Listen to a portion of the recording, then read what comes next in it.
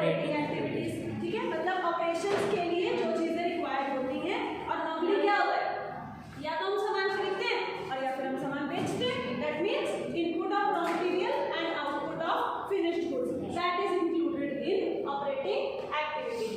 Now coming to investing, नाम से समझने की कोशिश करो, इन्वेस्टमेंट क्या होती है?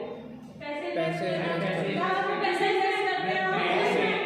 बेटा बिजनेस में तो कर लिया, बैंक में, स्टॉक मार्केट में या फिक्स्ड एसेट्स में। जो मैंने अभी बोला, मशीनरी को यहाँ इंक्लूड नहीं करूंगी, लेकिन मशीनरी को यहाँ इंक्लूड करूंगी। क्यों? क्योंकि मशीन शायद बहुत साल चलेगी, लेकिन परचेजेस एक बार मशीन के अंदर गई तो खत्म, ठीक है, सेल्स हो गई बिजनेस में खत्म, दोबारा खरीदना पड़ेगा। लेकिन इन्वेस्टिंग क्या होती है, विच आर लॉन्ग टर्म, तो बहुत लंबे टाइम के लिए जो चीजें यूज होती रहती है उनको क्या बोलते हैं? इन्वेस्टिंग। दैट मींस इसमें कौन-कौन सी चीजें आती हैं? सबसे पहली चीज आती है फिक्स्ड एसेट्स, ठीक है, जिसका आप दूसरा नाम लिख सकते हो NCA means non current assets. जो आप बैलेंस शीट वाले में पढ़ के आए हो, ये वही चीज है। बस आपको ये करना है कि इसमें कौन सी चीज आएगी, बस इतना सेग्रीगेशन आपको पता होना बहुत जरूरी है, नहीं तो उसके बिना फिर आप कैश फ्लो नहीं बना पाओगे, राइट। Third, financing. अब नाम से सोचो फाइनेंस क्या होता है? What is finance? पैसे, पैसा। कहाँ से लाते हैं हम लोग पैसा? बैंक या से पिछले लाते हैं। चैप्टर्स पढ़ के आए हैं। From where does the company arrange funds? Company को पैसा बैंक चाहिए, से, शेयर सबसे पहले होता है, शेयर्स, डिबेंचर्स, यही चैप्टर पढ़ा है, राइट। तो फाइनेंसिंग में सबसे बड़ी चीज क्या है? कंपनी को जब भी बेटा कभी भी कंपनी को पैसा चाहिए, वो सबसे पहले क्या इशू करेगी? शेयर। दूसरे नंबर पे क्या इशू करेगी? डिबेंचर्स। जो तुमने बोला बैंक लोन, वो सबसे लास्ट ऑप्शन हो गया, ठीक है। तो your third option is what? मैं बैंक लोन या लॉन्ग टर्म लोन भी लेता हाँ, long term loan is one and the same thing, ठीक है। इतनी बात समझ में आई। अब नाम से आपको मैंने सेग्रीगेशन बता दिया। ऑपरेटिंग क्या होता है, इन्वेस्टिंग क्या होता है, और फाइनेंसिंग क्या होता है। Note it down. कर लिया Done? No ma'am. Now come to the balance sheet part, जो आपने financial statements of the companies में मैंने आपको बोला कल बना के लाना वो balance sheet. If you have made, तो you might have seen that there are 5 main heads. वो दिखाती हूँ 5 main heads of balance sheet. कौन-कौन से हैं? Shareholder fund, very good. Ma'am इसके अंदर शेयर कैपिटल उसको छोड़ दो, मैं बोलूँ 5 मेन हेड्स, तो मुझे सिर्फ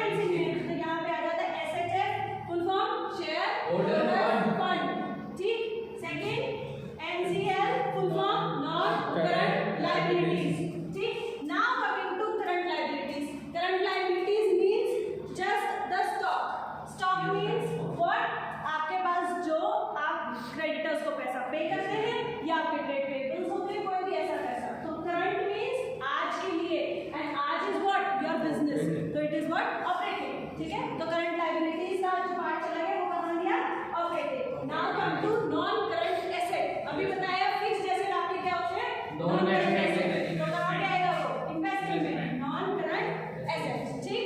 अब आ रहा है करंट लायबिलिटी। तो जब करंट लायबिलिटी जहां वही करंट एसेट्स होते हैं, राइट। तो CL and CA both come in what, operating. इतनी बात समझ में। Now come to the questions which is on page number 13.10। चल भाई 13.10 करे मेरे को देख कर page number 13.10।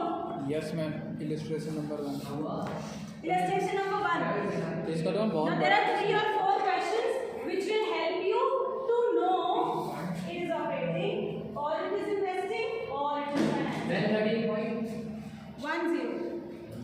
Oh my god, हमें तो खुद से ही कर लेंगे। I'll just help you out with some which are important. Okay. Baकी you will do it yourself. Oh, like dividend paid, buyback of equity shares. Please note it down up to here and then come on page number 13.10. Those who have the purple book.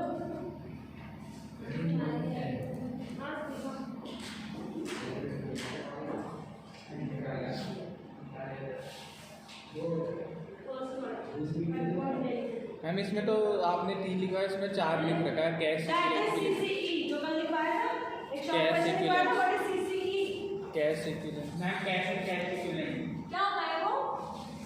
मतलब इसमें सारी cash की चीजें। हाँ, तो cash के बराबर क्या क्या चीजें होती होंगी in your knowledge? Ma'am cash मतलब The fourth head which you will find in the questions is cash and cash equivalence. Now what is equivalent? बेटा आपने मैथ्स में टर्मिनोलॉजी में ये वर्ड सुना होगा। equivalent मतलब तो उसके बराबर होता है। तो what is बराबर? Please note it down because many a times you get a short question. What do you mean by CCE? और आधों को CCE की full form ही नहीं पता होती। लिखो cash in hand, cash at bank. And third is anybody? Yes ma'am. बोलो। Yes ma'am. भी कल ही पढ़ा था मैंने। ट्यूशन में। ऐसा पढ़ेगा क्या फायदा जो याद ही नहीं है। Marketable security.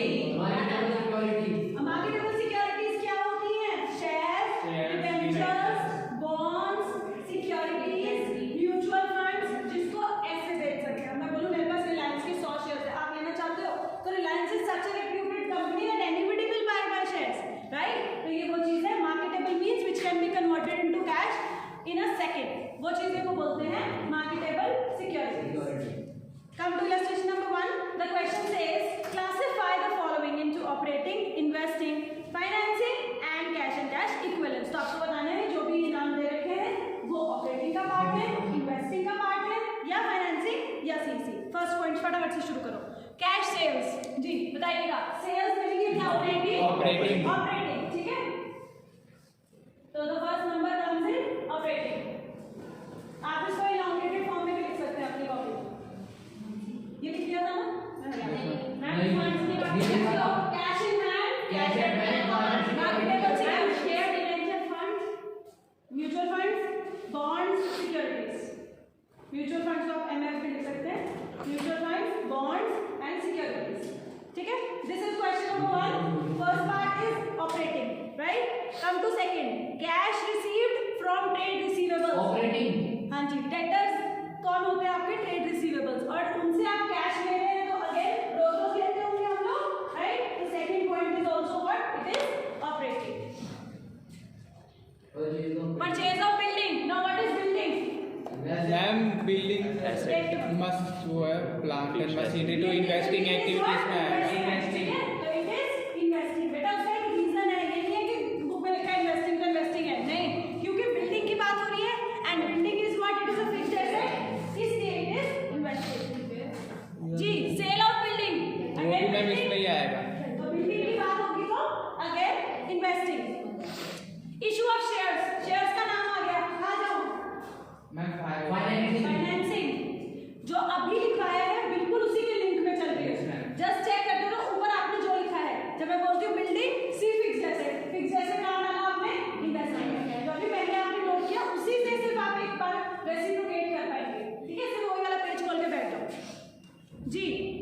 Bye back of equity shares, फिर से इक्विटी शेयर्स की बात कर रहा है, मींस फाइनेंसिंग। सिर्फ उसके एक टर्मिनोलॉजी से चलना है ये सब, ठीक है, और आपको वो टर्म पता होनी चाहिए जो आपको कीवर्ड्स अभी लिखवाए जी। Next is dividend paid. अब पहले मैं बताऊं डिविडेंड किसके ऊपर होता है? शेयर्स के ऊपर। तो जहां शेयर्स वही डिविडेंड, ठीक है। कितना नंबर है? 7। We have to do this. Don't think कि बुक में solution है, बाद में चाहे नोट करना, but you have to do this. Okay. Next is interest paid on debentures. अब पहले मुझे बताओ debentures कहाँ होते हैं? फाइनेंसिंग। इंटरेस्ट पे कहाँ होता होगा? फाइनेंसिंग। 8 नंबर भी यहीं पे आ गया। 9th is cash purchases. Ma'am operating रोज रोज करते होंगे हम purchases, तो it is my operating thing. तो 9th number comes in operating. Cash paid to trade payables. Trade payables कौन होते हैं? अंडरलाइन करके लिख लो, creditors जिनको पता नहीं है, ठीक है। तो trade payables is 10th amount. तो 10th वाली भी कहाँ चले गए? Operating. 90 इसमें ही आएगा। Next is redemption of debentures and preference shares. Debentures का नाम आ गया, तो कहाँ चले जाए? Financing में। Interest receive. Repayment of long term loan. अब आप लॉन्ग, मैंने अभी यहीं पे लिखा था शेयर डिबेंचर, और तीसरी चीज क्या लिखी थी? Bank loan. लोन आ गया यहाँ पे, ठीक है। तो लोन की अमाउंट भी कहाँ जानी चाहिए? फाइनेंसिंग। अभी तक मैंने इनफ्लो आउटफ्लो की बात की है, ध्यान रखिएगा, ठीक है। This is just segregating operating investing financing CCE. और इससे नेक्स्ट वाली जो क्लास होगी उसमें क्या होगा? क्या इनफ्लो है और क्या आउटफ्लो है, और दो सबके अंदर ऑपरेटिंग का इनफ्लो है, ऑपरेटिंग का आउटफ्लो है, इन्वेस्टिंग का इनफ्लो है, इन्वेस्टिंग का आउटफ्लो है। Come to the next one, office expenses. Office expenses एक साल में कितनी बार हो जाते होंगे? कई बार हो जाते तो मैम होंगे। operating operations तो स्टेशनरी ला रहे हैं, प्रिंटिंग का पैसा पे कर रहे हैं, कुछ कुछ ऐसे बहुत सारे एक्सपेंडिचर्स हम करते रहते हैं, ठीक है। तो it is operating. Next is selling and distribution expense, फिर से होते रहते होंगे, ठीक है। Again operating. The number is what? 14।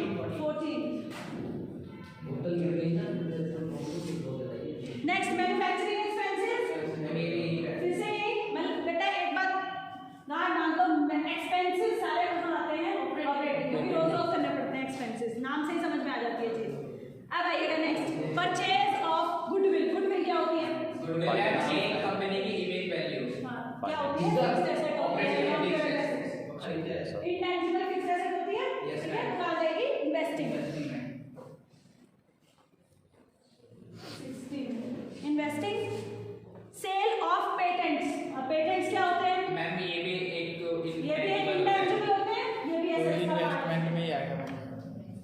So this is also what? Investing. Purchase of investments. Investment भी क्या होता है? ये भी investing का ही पार्ट है। Next is also sale of investments. Investments आ गया तो investing. Next कितना हो गया? 19th हो गया ना? 20th commission and royalty received. अब आपको कमीशन भी मिल रही है और रॉयल्टी भी मिल रही है, रेटिंग। तो जैसे डीके गोयल है, उनकी ये बुक है, राइट। बट उनकी हम जितनी बुक्स खरीदते जाते हैं उनको उसके हिसाब से रॉयल्टी मिलती जाती है, और आप समझ सकते हैं एक साल में कितनी बार बुक्स बिक जाती होंगी, राइट। तो this is what? Operating. Interest received on investments. अब पहली बात तो ये देखो, इंटरेस्ट किसके ऊपर है? इन्वेस्टमेंट। इन्वेस्टमेंट कहाँ जाती है? Investing। नाम से समझ में आ रहा है, इन्वेस्टिंग, ठीक है। तो वो कहाँ आ जाएगी? इन्वेस्टिंग का पार्ट बनेगी इंटरेस्ट रिसीव्ड, ये लिखना है, ठीक है। Dividend received on shares. Shares कहाँ आते हैं? Financing activities. फाइनेंसिंग। तो डिविडेंड भी कहाँ जाएगा? Financing. Financing. This was 22। 23 rent paid. Operating. का काम है रेंट पे करना, और महीने में करना पड़ता है, राइट। तो it is what? Operating. Operating next week. Rent received if company's business is property business. अब ध्यान से सुनिएगा, मैंने आपको बोला नेचर ऑफ बिजनेस बोला था मैंने, राइट। अब मैं काम कर रही थी उस टाइम पे किस चीज का? क्लोथ्स का। अब उसने बोला दैट यू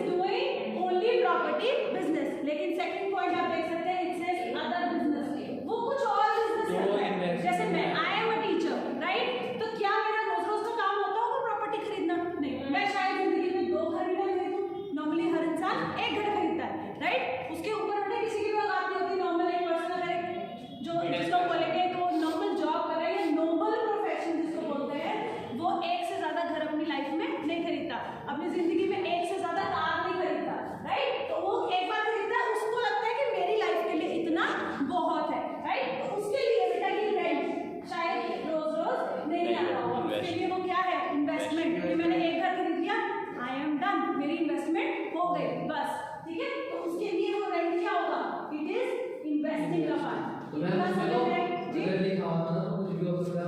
हाँ बेटा, but this question specifically says कि पहली बार आपका प्रॉपर्टी का बिजनेस है, दूसरी बार आपका प्रॉपर्टी का बिजनेस नहीं है। इसका मतलब आप कोई और प्रोफेशन करते हैं। अब आप ये या आपके पेरेंट्स ही, हमने कितनी बार घर खरीदे होंगे, एक बार ही खरीदेंगे, बार बार थोड़ी ना खरीद सकते हैं हम लोग। घर की वैल्यू लगा लो तो पता चल जाएगा। Next is income tax paid. हाँ जी, व्हाट इज इनकम टैक्स?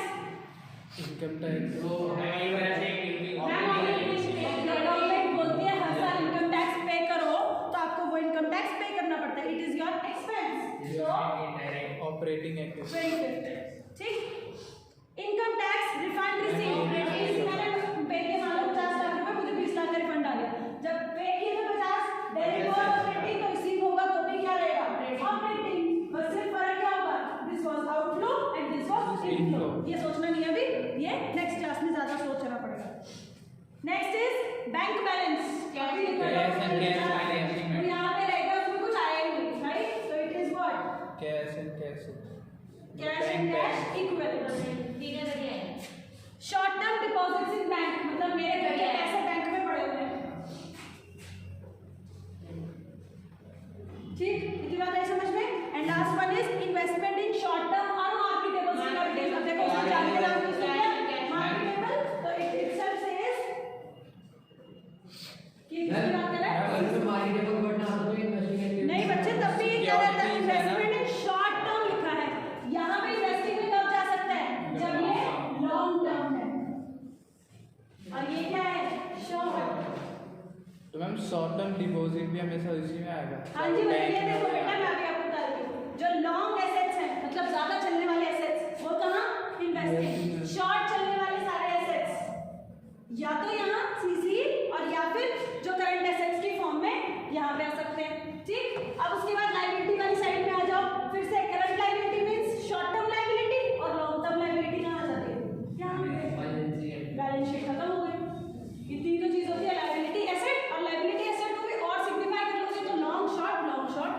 यहाँ अगर देखोगे लॉन्ग एसेट्स, यहाँ शॉर्ट वाले दोनों एसेट्स इन दोनों में कवर हो जाते हैं। और अगर लायबिलिटीज की बात करोगे तो लॉन्ग टर्म लायबिलिटी सारी की सारी you will find in financing, and in the short term you will find in the operating. And from here you can do illustration number 2, 3, 4, जिसमें आपको सिर्फ सेग्रीगेशन सीखना है, that how operating, investing and financing is differentiated.